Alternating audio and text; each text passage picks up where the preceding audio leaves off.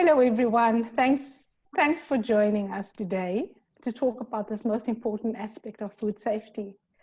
This is, in fact, the second World Food Safety Day since it was launched in 2019, and I think it was quite a successful celebration of food safety and reinforcing the commitment to scale up food safety across the world.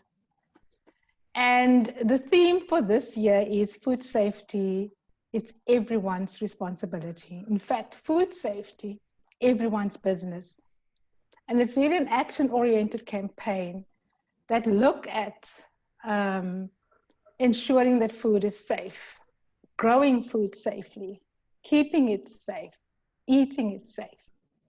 And how do we as organizations and communities partner in the safety of food distribution, food access, and the consumption of food.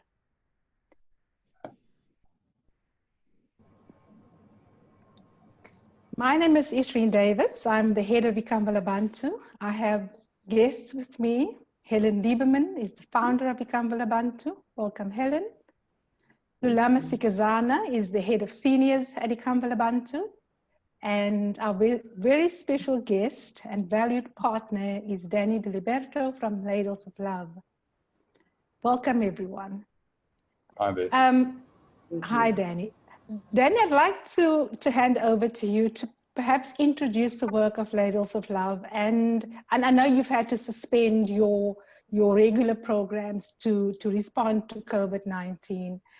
And also speak about the importance of food safety within your organization. Thanks, Ishreen. So Ladles of Love was founded in 2014 on the basis of a Sanskrit word seva, spelled S-E-V-A, meaning giving of yourself, wanting nothing in return. When I learnt of that word, it very much inspired me to give back. And I think we all want to give back. But a long story short, it just pretty much clicked for me when I realized that I had a restaurant, and to boil up a pot of soup and serve it to the homeless community was a pretty simple task. And so we served our very first soup kitchen on a chilly Tuesday evening in July 2014. In the next 5 years that followed, we grew to four different soup kitchens within the city. We started also working with schools and helping with their feeding initiatives. And we also connected with 4 other beneficiaries who had feeding programs that we provided the food. So in that way, we were doing around, I'd say, 3,500 to 4,000 meals a week that we were sending out into the community. Then COVID-19 hit our shores, and the president announced a lockdown. Things pretty much changed. It was a very deep drive within me, like almost a deep knowing that I had to get out there and feed as many people as possible. I suppose it didn't take much sense or logic to realize that there were going to be a lot of hungry people out there. Especially being in serving the homeless community, I knew that was my first port of call, that we had to get to the homeless community as quickly as possible.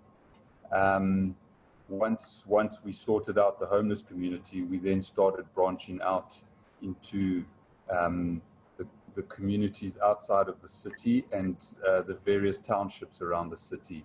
And so what we were doing is we just connected with other nonprofits who had soup kitchens, and then we would provide them with bulk parcels that they would then cook in their soup kitchens that they could then serve out into the community. As a result, as a result of the kindness and the Ubuntu spirit out there, we grew exponentially. The money started coming in, donations started coming in, and donors just for some reason trusted us that we were out there serving the community. So we were able to grow our organization to around 265,000 meals a week. So we grew within 2 months from 3.5 to 4,000 meals to 265,000 meals. That's how we grew our organization.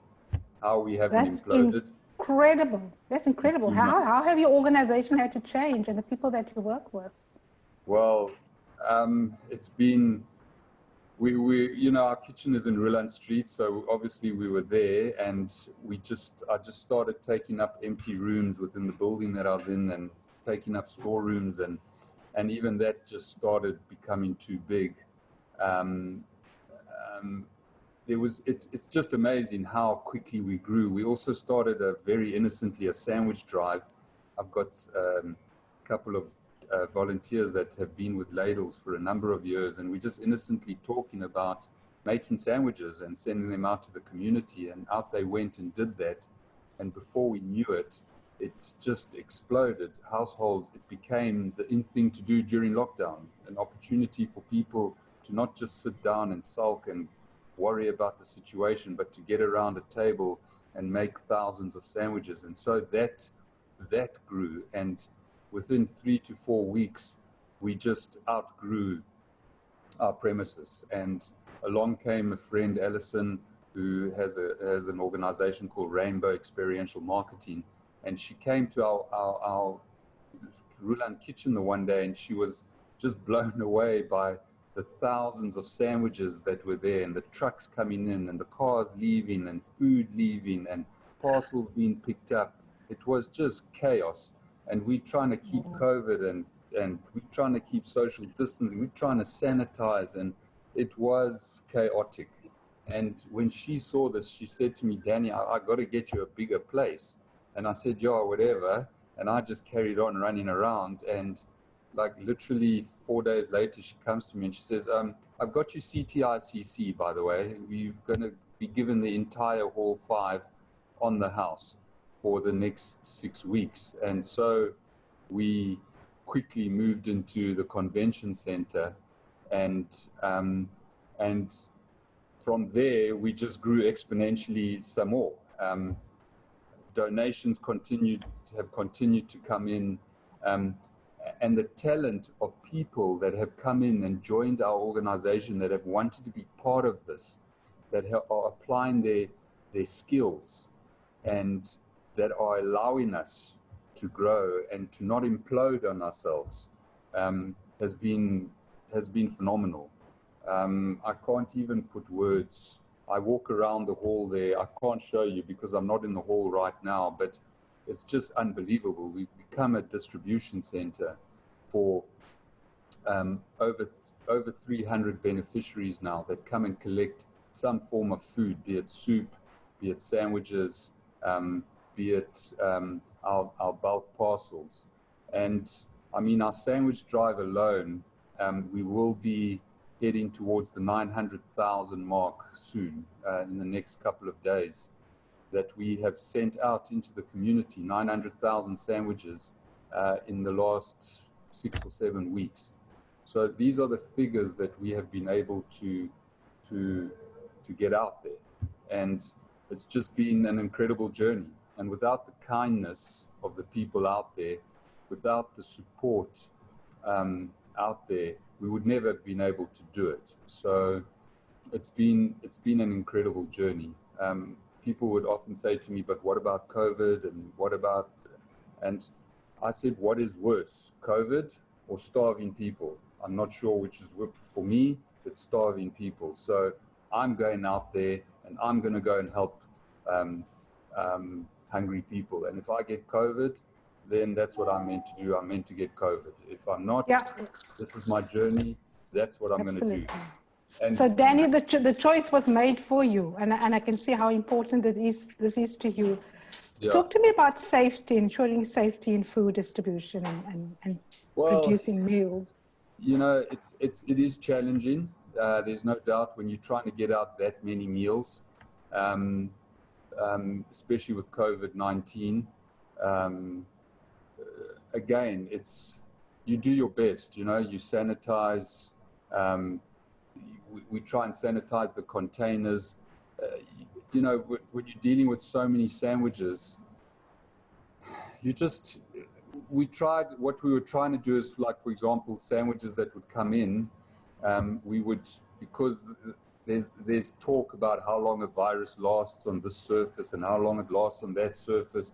So we would say, okay, how long does it last on plastic? So they say 24 hours. So we'd say, okay, cool. So the sandwiches would come in, they would stay overnight, and then we would then send out the sandwiches the following day.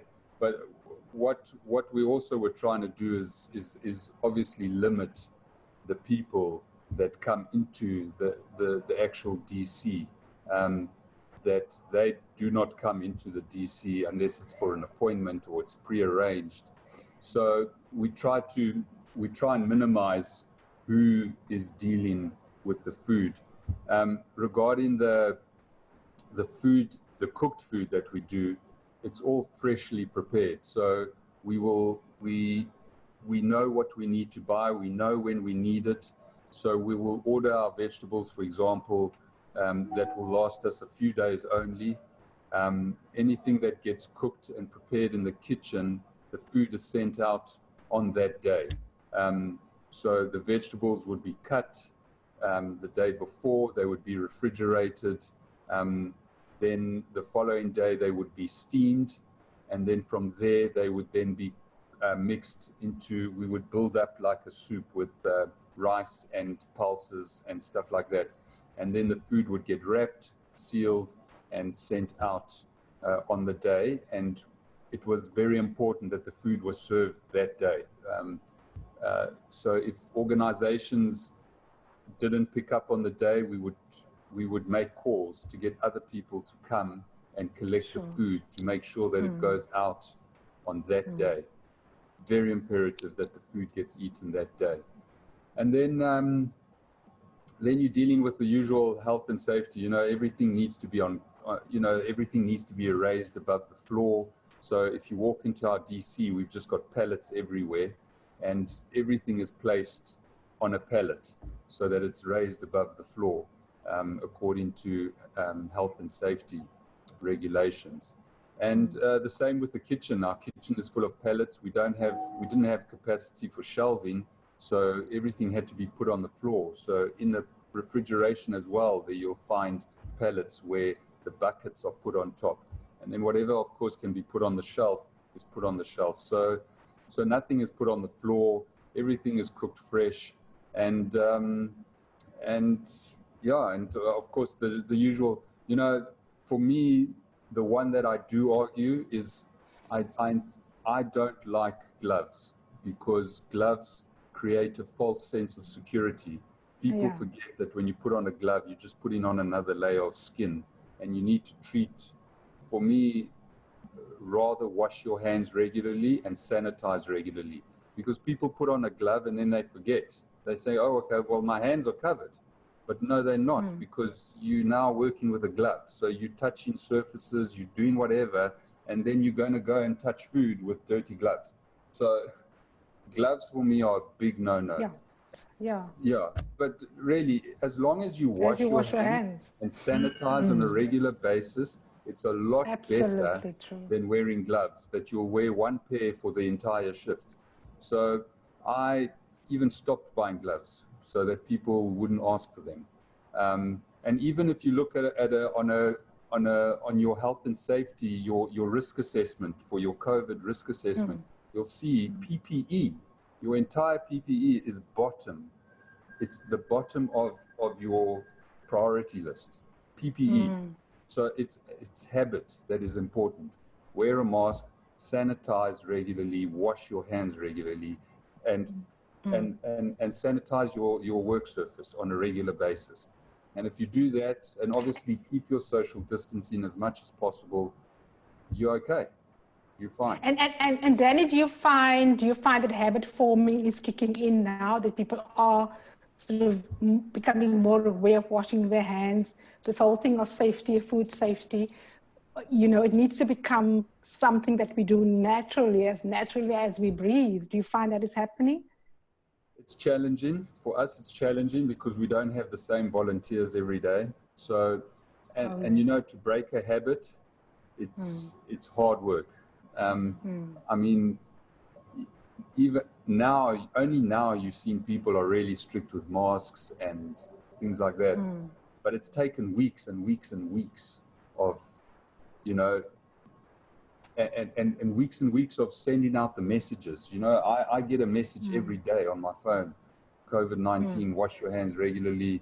You know, so it's about breaking habits, and that's the challenge, is breaking habits, which is difficult. So it's been a challenge, I'm not going to lie. But, you know, the kitchen itself is kept clean, the containers are clean, the way we work is clean. So also that is important. It's a well-maintained kitchen that we work in at the moment, which really makes a big difference. So everything is pretty new as well. So that is a huge contributing factor as well. So, but getting the habit of washing hands regularly and all that, that's a tough one. And we put bottles of sanitizer all over the place. So, you know, we were talking about having a bell going or something, but it's challenging, there's no doubt. It's an ongoing task, I think, and I think what you've been doing so far is quite admirable. And so you're operating in sort of this highly charged environment. And I just want to go to Lulama, where we essentially work in communities where there's lack of access to water and sanitization and PPE. So Lulama, if you could talk about the programs in Ikamva Labantu and how we are ensuring safety, food safety, and sort of what has been the process in getting the message out there as you work with communities? At Ikamva Labantu, we have different programs, like the Early Childhood Development Program, where there's training of the practitioners and the Early Childhood Development Centers. You know, most in the ECDs are started by people who have not necessarily been trained formally. So Ikamva Labantu has taken upon itself to make sure that children are stimulated at the early childhood development centers by capacitating the principals as well as the practitioners. So ECD is also responsible for registration of these early childhood development centers. And then our other program is the Afternoon Angels. Within the Afternoon Angels, where we'll be looking after children when they come from school, this program is very critical in ensuring that our children remain children, they play in a safe space, they get a meal. So to ensure that children are safe when the parents are coming back home from their employment places. And then the other program we have is the Older Persons Program, where we're looking after seniors, because we know the challenge that our seniors are facing in these days. Seniors are abused, seniors are neglected, seniors are isolated. So here we're looking after seniors who can still do their daily activities of life, and seniors who are vulnerable and are bedridden within the health sector. So then we have two what we call services. We have the health service department, where we're looking at ensuring that health literacy is employed within these programs that I've just mentioned. And then the psychosocial programs looks at all the health and mental wellness of people. We have social workers who go into the different programs to ensure that there's teaching about domestic violence, there's counseling, and all the challenges that seniors and all our program participants are experiencing. So now comes COVID-19. So now it meant that Ikamva Labantu, with its rich history, it has stood the test of time. And this is only due to the fact that the organization is led by people who are very innovative, who are adaptable, who are flexible, who respond to the environment with agility. So now it meant that we still had to do the same. We had to change the way that we are rendering our services to our participants. So it meant now with with COVID coming in, we had to close we started closing the seniors because research was showing that they are the most vulnerable group. So then we had to now give our seniors food parcels at home. And then also what was amazing is that when we had not really stopped in terms of educating our communities about hand washing, about sanitation, because our communities are coming from different backgrounds. So in some communities you find that a street separates the access to resources within that community. For an example, one side of the streets would have access to toilets and water, and then the other side does not have that luxury. So it means that now teaching communities about hand washing, and Cape Town as well, we've come through a drought where there was no water. So we had to be very inventive in terms of how we are teaching about hand washing in the same community, but using different responses. So in a community where there's no water, we had to use the tippy-tappy method, where we teach people how to make a simple tippy-tappy, and then they can wash their hands. The same side. So it means when COVID-19 came, we were still teaching about hand washing. So now when we're informing our participants, some of them were saying, "Yo, it means our soap is we really gonna need soap, because soap is going to be a critical thing, because we also run out of soap on a normal day." So when we were embarking in terms of putting plans in place in terms of how we're gonna ensure that they have access to food security, and they also continue to practice hygienic practices. So we had to ensure that there's soap within the food parcel itself. So then what we have been doing in terms of making sure that the food is hygienic was we had to expose the health and safety manager within the organization to our supplier to see how are they sanitizing the food, the containers, the trucks that the food comes in. And then that was also now cascaded to our site where we are receiving the food. And then we also have our nurse on our premises who has been teaching our staff members in terms of how to do social distancing, how to sanitize their hands, and how to wash hands with soap, to the tune of happy birthday. So that's how we have been doing ensuring that the food is safe. The other thing is that when the truck comes into the site, because it's coming from our supplier, it's sanitized. So now when it comes to our site, where we sort out the food for the different participants of our programs, we now have to ensure that all staff members have their masks on. They have been sanitized. We have a screening program as well, where when we come in, we get tested for temperature. We get asked 3 questions in terms of whether, for example, have you had a sore throat over the past day or so?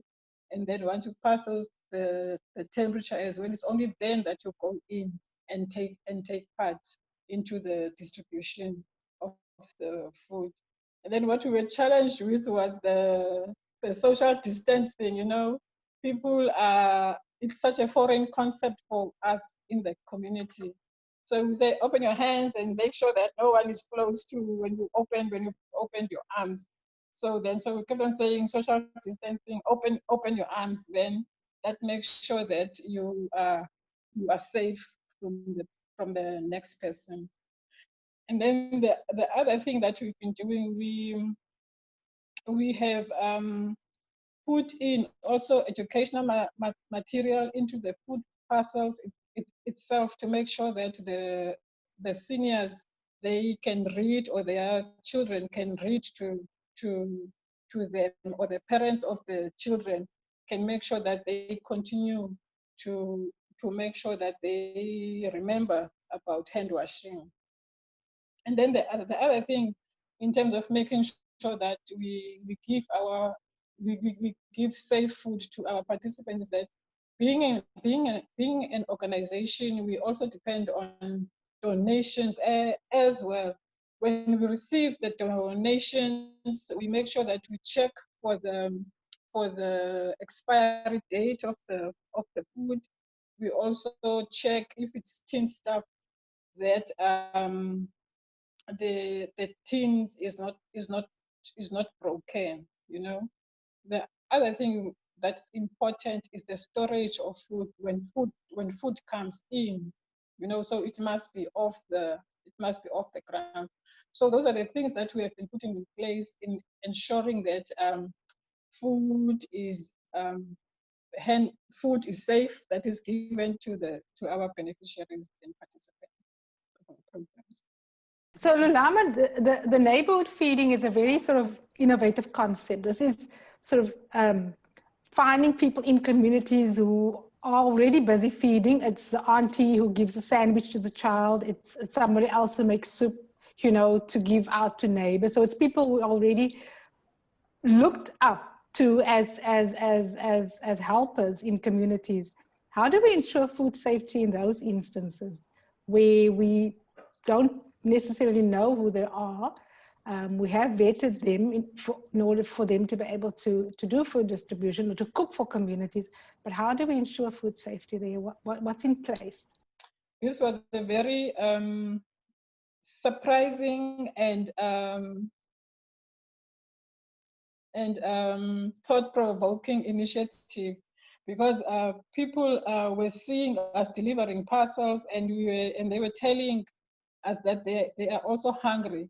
So we had discussions with our leadership within the organizations, and we did what we call now neighborhood feeding.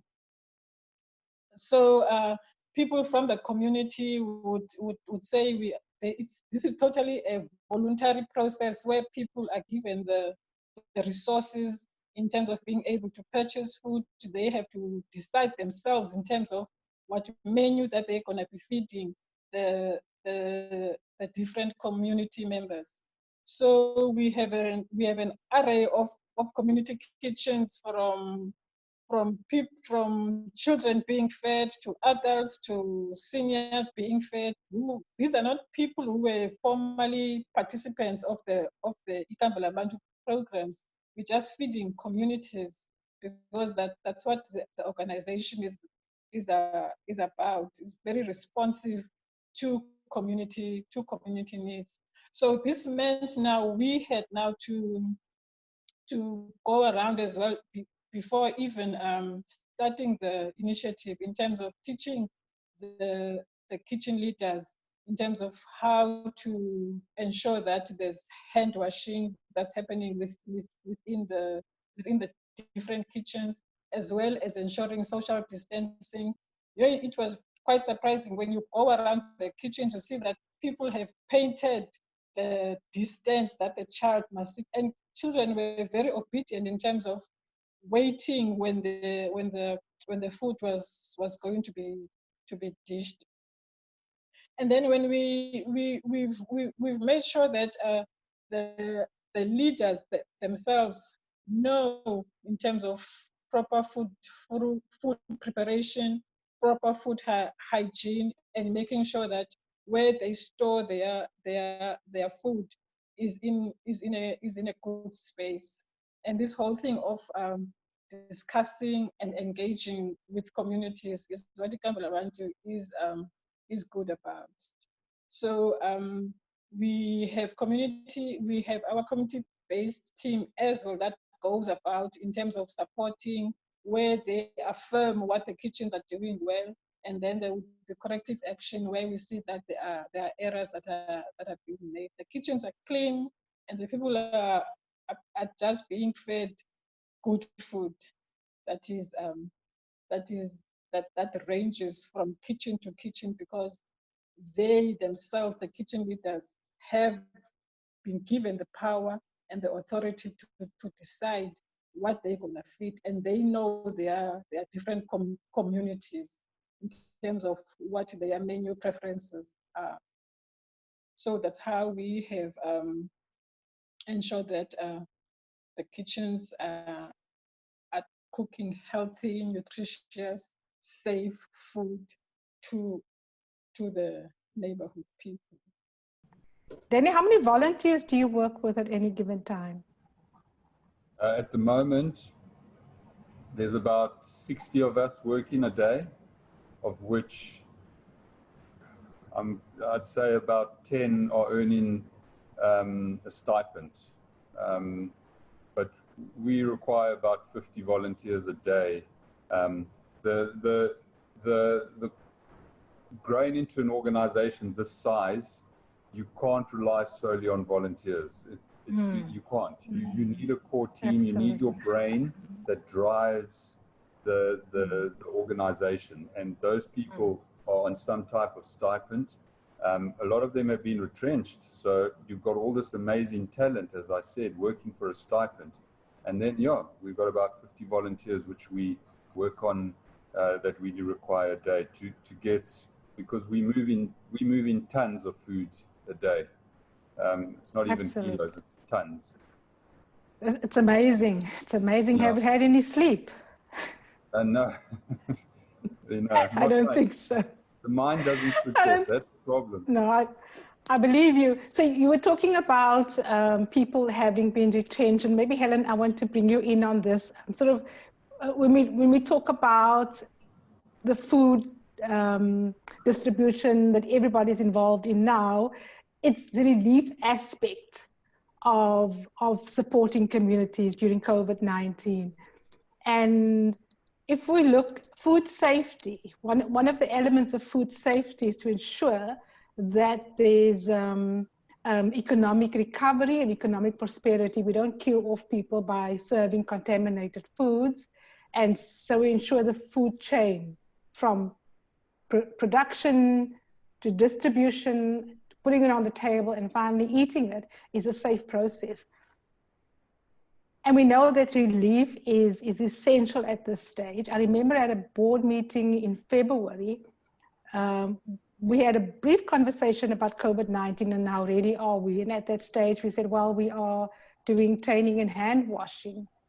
And then on the 17th of March, Ikamva Labantu preemptively closed all its programs and sort of went into the food relief stage. And that's been our core business now. Since we closed on the 17th of March. But I think, Helen, there is an important consideration to be given to what happens post-COVID-19. In fact, what do we begin to do now to ensure that once the feeding has stopped, people have gone back to work, but communities have been decimated, during this process, how do we begin to recover? And what are some of the things we can begin to think about for as recovery process, and how do we place communities at the center of such a process?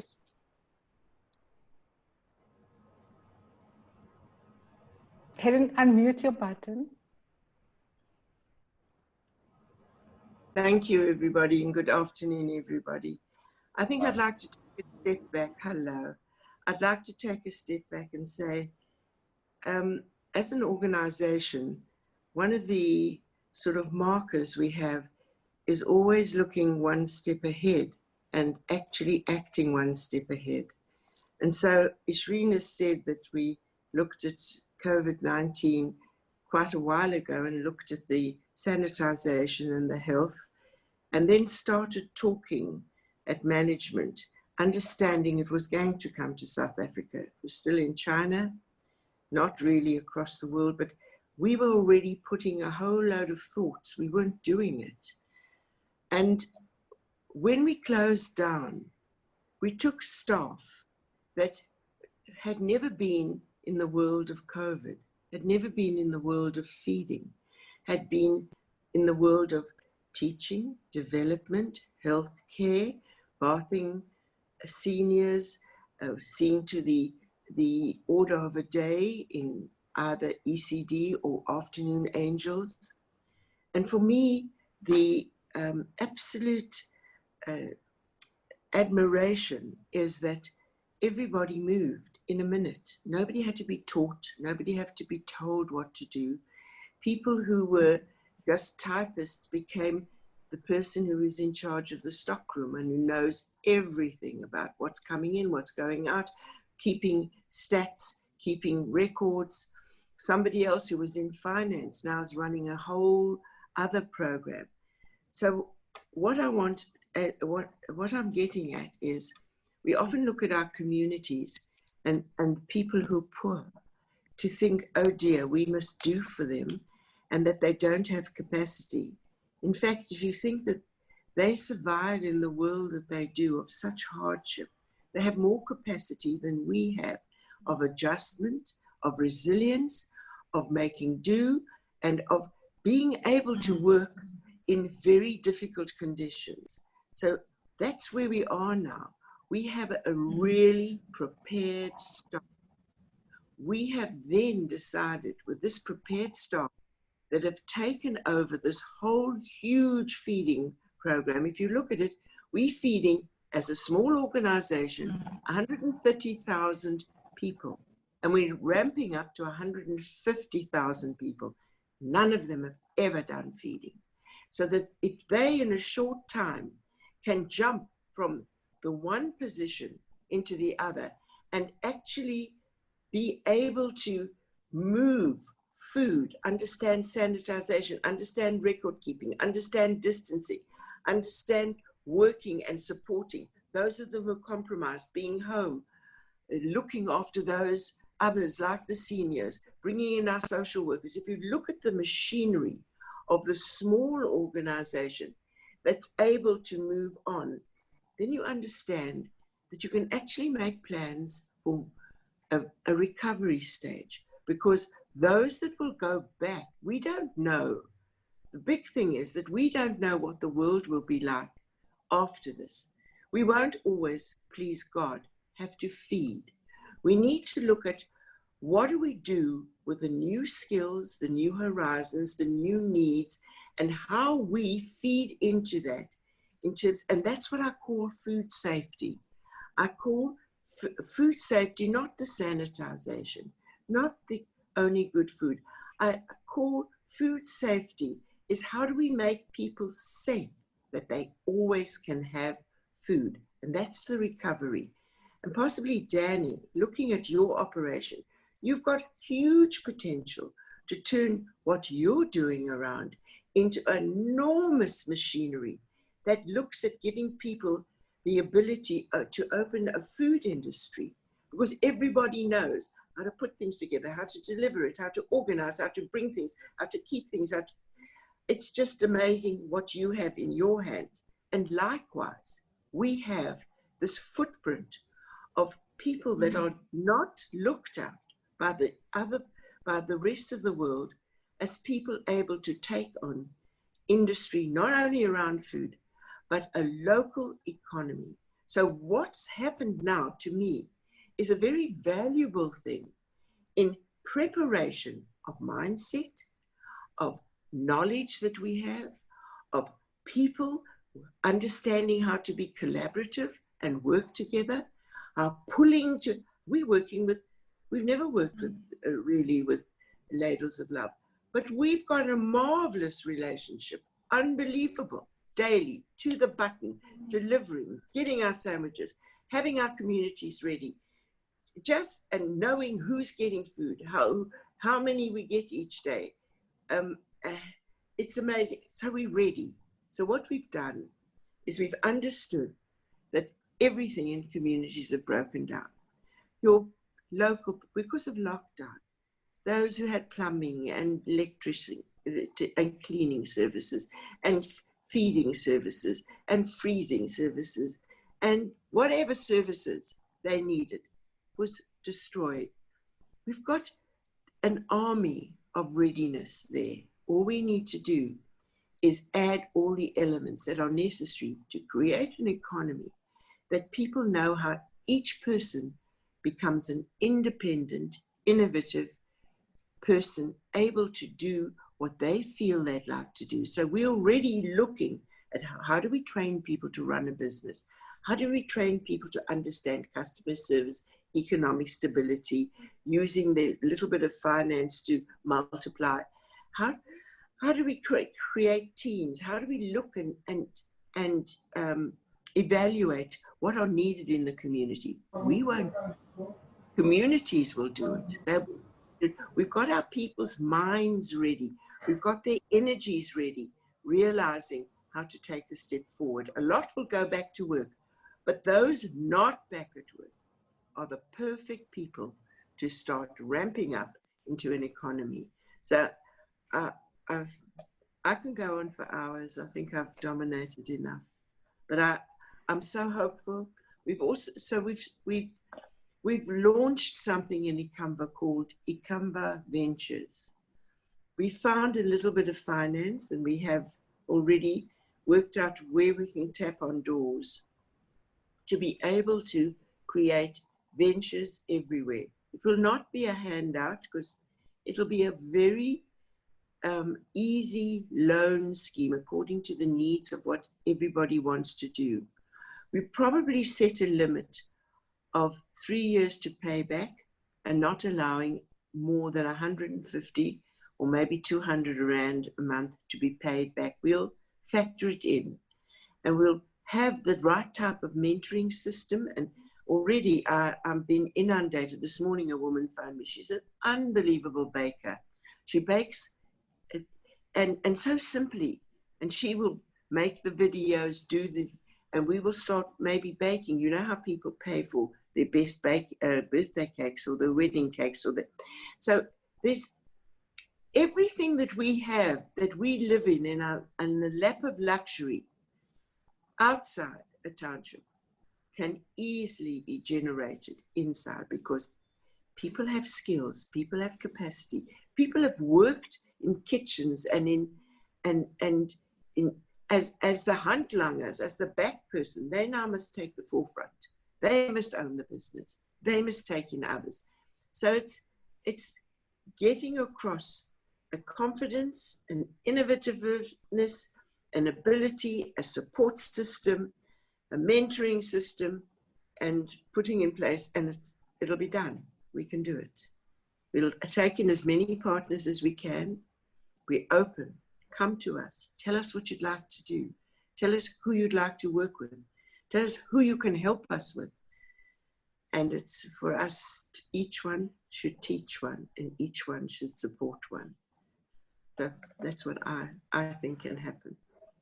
That's a good way to end this conversation. I think this pandemic, as devastating as it has been, is also affording us opportunities, new ways of working and thinking, and of regenerating local economies. And I think through partnerships like this one we're having now with Ladles of Love, which has proven to be amazing, we should be able to be ready for the next step. I'd like some concluding remarks on how we keep food safety at the forefront and ensure that it does become habit forming. So Lulama, I'll start with you, and I'm going to end with Danny, our special guest. Lulama. I actually like what Helen has been saying, because communities have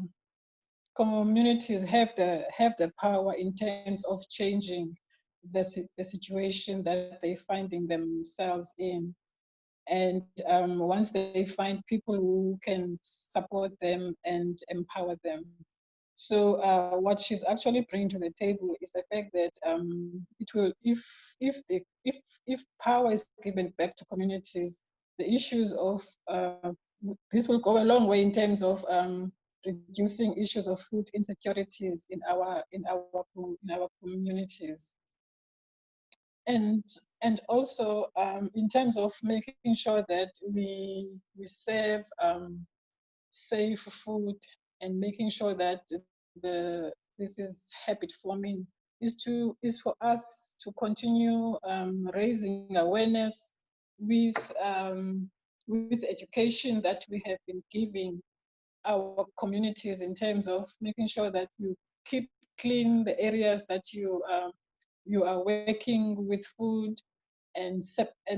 separating raw food from cooked food, and also checking the expiry date, and just finding ways when you have a problem of whether it's shortage of water. There are ways of mitigating that if people look at issues, because in some of our areas the people are using communal taps, is to make sure that the container that the person goes to collect the water is washed first. So it's just to ensure that all those messages, when we go around the kitchens, when you go around or when we are calling the seniors as well, to ensure that all these messages are kept at the forefront. Helen? Well, I've turned food safety from sanitation, from good food, into being able to get your own food. And so you don't have to make the food, but you have to have the wherewithal. In some cases you make food, and you use that as income generation. But the whole thing is that everybody should have food. And we've learned during this COVID period the desperation, the hell and the horror of what it's like when you don't have food. So for Absolutely. us, our move forward is to make sure people can access their own food in whichever way they need to, being creative and changing the model of communities who always need, but communities who are able to survive themselves. That's food safety. Thank you. Danny? Yeah, Helen, I very much love your philosophy about food safety. I think if people have or understand food and have a passion to feed people or care for their community, the actual food safety, the sanitization and all that, that will come behind it. They might not be 100% perfect, but they will care about it because that natural love for wanting to assist the community. For me, with I've been able to experience the hardships of COVID, and I've been able to see the hardships, and I've been able to see the kindness. So I've got to see both sides of COVID, and I've been so blessed to see that, because amongst the hardship, it's amazing the stories that we hear about the community coming together. It's been wonderful, and how it's actually grown communities to want to support each other, that they become almost self-sufficient. All you really need to do is maybe assist with, some food, but they make it work, They make sure that the people around them are looked after.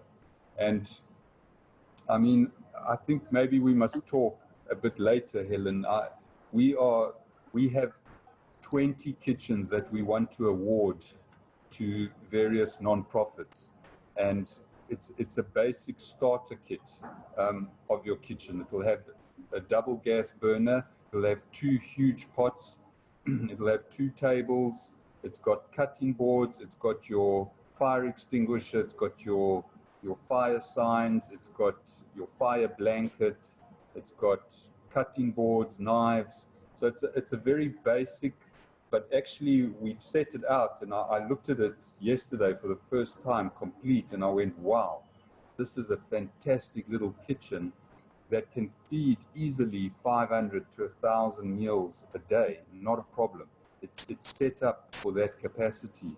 And it's about saying, here, we want to award this to you. You've obviously, we want to train you, we want to take care, we want you to take care of it and respect, because the problem with also giving is there's not often that respect to care for it.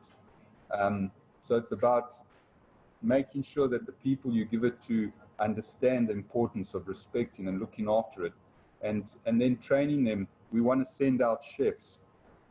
We're talking about chefs that are out in the, that work for hotels and stuff, that they take on a kitchen, and once a week or once every 2 weeks, they go and spend 4 or 5 hours working with the guys, showing them how to cut, showing them how to cook, making them understand cooking better,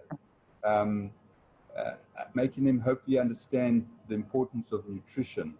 And then hopefully as the pandemic subsides, that these little kitchens can then become little standalone business, maybe, where they can start cooking foods that they can sell to the community, that they can then generate an income. We also want to try and link it up and try and encourage, if people have space, to get a little garden going as well, that they can feed into this kitchen. So I think what you say, Helen, is very right about food safety. I think it's really important that people feel safe, that they won't be short of food, because that's definitely what's been driving me. I've often put myself into that space where I imagine myself coming home and I don't have any food at home, and I don't have any money in my bank. I've literally, you put yourself in that place and you think, where am I going to get food? And it's a very frightening experience, that you don't know when your next meal is going to be, or that's frightening. Absolutely. So I totally resonate with Helen's message, and I think that's what's been driving me, is to be able to offer people that sense of relief, that when someone arrives with freshly cooked food, that sense of relief, oh wow, I'm going to get something to eat now. That small moment of relief is priceless for me anyway. And that's what's been my driving force. Thank you, Danny. Thanks. And we look forward to continuing this conversation with you.